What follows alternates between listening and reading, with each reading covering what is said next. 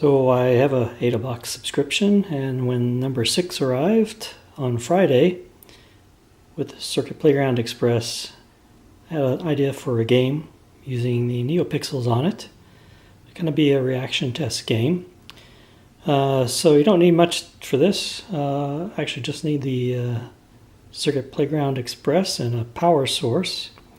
Plug it into a computer for power using the USB. Also, there was a AAA battery pack that came in the box that can power it. But for this, I'm using a small LiPo battery I had because it makes it very self-contained and portable. You can see the LiPo on the back. I just used a bit of a Scotch double-sided tape to stick it on there. So it's very temporary. It'd be easy to take it off at a moment's notice because I plan to use this for other things. But anyway, this is the basic setup. The code's on GitHub, and next I'll just kind of show you how it works.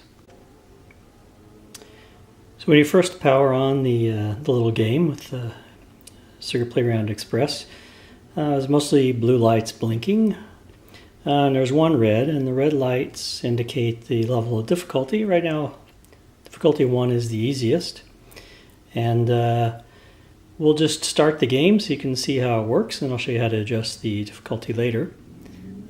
Press the button B, which is over here on the left in this picture, and you'll see the after 1 second the lights begin cycling around quite slowly at this level of difficulty. Now they're all blue except one, in this case up here, top right, is red. The reaction test is to touch pad A7, which is over here. Turns out to be right next to the red light in this case. Just as the light turns red, and if so, you get a happy sound. And some green lights for a minute. Then that's that round of the game over. Then you can adjust the difficulty using this button A, which turns out to be the one on the right here. So if I just press it once, you can see I've got 2. This level of difficulty will just make it go a little bit faster, so press button B. The game, whoops, and of course I actually have my finger on that pad, so it said I was wrong. Let's try it again. So you can see it's going a little bit faster. Turns out to be the same light this time.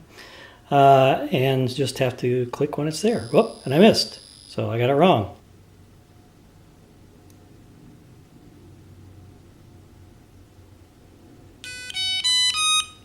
And you see, I finally got that one right. Okay, so we'll just step through a couple more difficulty levels. So I'll bump it up to level 3 and start the game. You can see it's quite a bit faster. I'll see if I can catch it right. Oh, missed the button. And missed the light. So I'm not doing very well. Let's give it another try. Got it that time. Hooray for me. So I'll just show you the next 2 levels of difficulty, which become actually, these are fairly tricky even when I'm not holding it for a video. So let's start the game. Let it run. You can see it's pretty quick.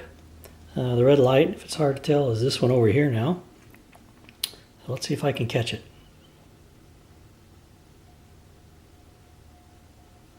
I missed it. I missed it off by a lot. I thought it was way down here. So that's that one, and I won't bore you trying to watch me do that. And then let's go up to level 5, which is the highest. It's extremely challenging. So we'll start it, and you can see you can barely almost see what's going on. It's running as fast as it can, and the red light's this one up here. And by some miracle, at the fastest setting, I actually got it, which I think was luck, not skill.